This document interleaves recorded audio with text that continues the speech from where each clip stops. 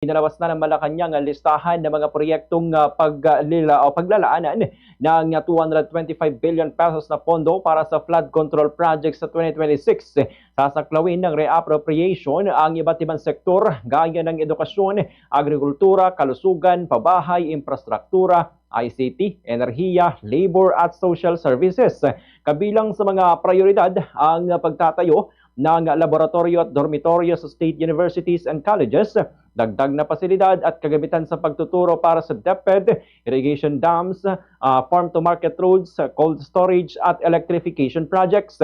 Popondohan din ng mga ospital at programang medikal, pabahay, evacuation centers, libreng wifi, pati na ang mga serbisyong pangkabuhayan gaya ng tulong panghanap buhay sa ating disadvantaged o displaced workers o TUPAD at assistance to individuals in crisis situation o AICS.